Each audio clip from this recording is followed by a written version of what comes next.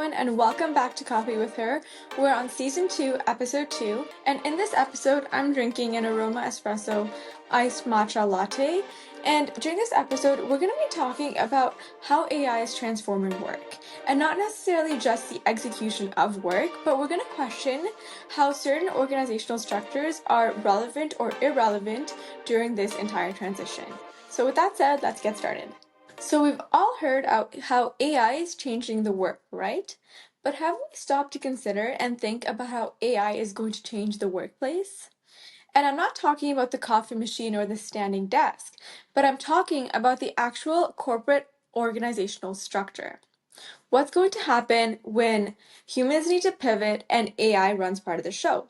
A study done by McKinsey actually shows that AI is going to take over about 30% of hours worked in jobs like sales or office support jobs. So think data entry, scheduling, and even client communication. Those are all going to be offloaded to AI. So the first question that might actually come to mind is, well, what does that mean for humans? How are we going to pivot, right? And when you think about it, what you realize is that what it means is that companies no longer just need people who hold degrees anymore. They need problem solvers, people who think on their feet, and people defined by skill, creativity, and adaptability, right? Not necessarily just their credentials. And if we think about what a top performer was before AI was so advanced, we might realize that one of the attributes of a top performer was the amount of experience they had, right? That was because a lot of jobs were based on execution instead of strategizing and thinking, right? But in today's world with AI, how relevant is experience? Experience today can either be a good thing or a bad thing, right? If somebody has X amount of experience in a certain organizational structure and a certain operation system, it could actually make it difficult for them to adapt to this evolving world with AI. Or at the same time, it could be beneficial, just depending on the person. So experience isn't necessarily something that's too relevant anymore. And so, as tasks are being reallocated to AI, rules are being rewritten, I think it's also time for us to redefine what it looks like to be a top performer, right? So, what does it look like to be a top performer in an AI-driven world? Well, it wouldn't necessarily be about completing a task anymore, right? It would be about problem solving, it would be about emotionally intelligent collaboration. It would be about adaptability and a person being able to thrive within their adapted environment. And most importantly, it would be about being purpose driven. Top performers in this new world need to be defined by being purpose driven, because as humans evolve to further complexity, purpose, outcomes, and goals are so much more valued than the amount of time spent on a task, right? Because no matter how much amount of time spent on a task, the outcome isn't, achieved, then it doesn't really matter. So being purpose driven is a key to defining top performers. And something else you'll notice about top performers in this new world is that they desire a sense of ownership and they desire trust within an organization. And so when you realize what a top performer looks like in this new evolving world, you might wonder, how do I ensure that my organization actually attracts these top performers?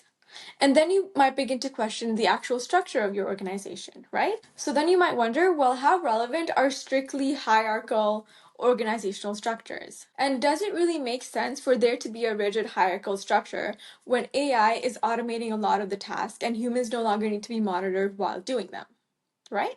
And then you might even think, well, if AI is sitting beneath a lot of these roles, then does it not mean that all humans within the organization are sitting at the top on a flat level instead of a hierarchy? And so as this transitions to be the case as AI advances, let's take a look at how organizations can actually pivot in order to attract these top performers and run smoothly.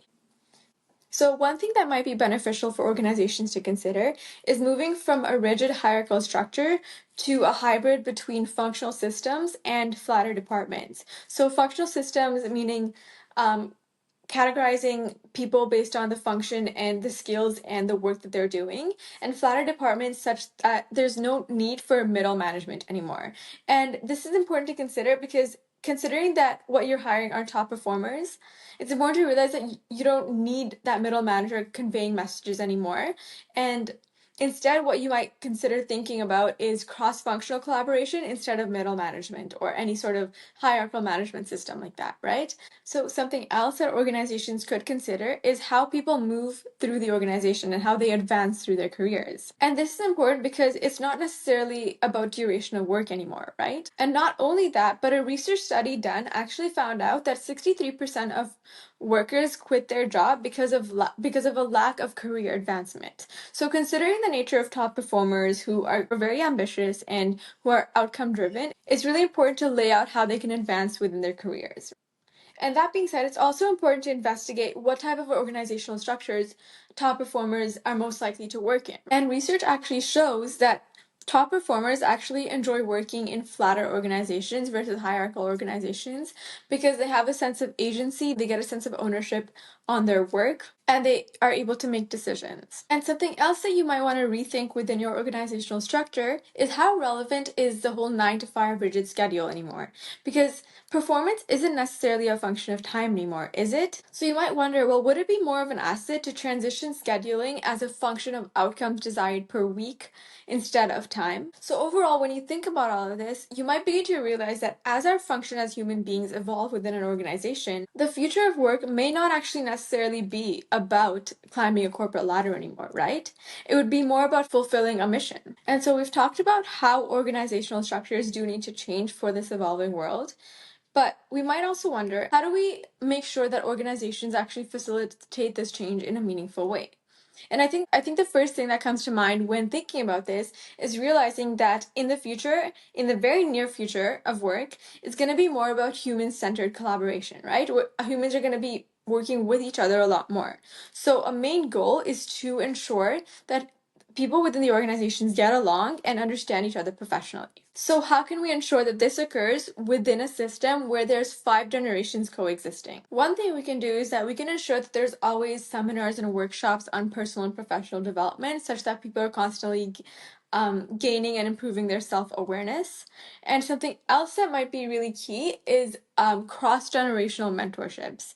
And something to understand about these mentorship programs is that these programs aren't meant to assimilate people and force them to adapt to another generation's working style. There's actually a lot of growth and emotional intelligence in understanding the different ways that the different generations work and just collaborating differently in a unique sense, you know? Because now more than ever, divergent and out of the box thinking is valued, and it's important to understand the different generations more than it is to ensure that they're assimilating and following one streamlined way of doing things. And lastly, organizations could consider opportunities for real human connection because the best organizations will be a function of functional human collaboration, right?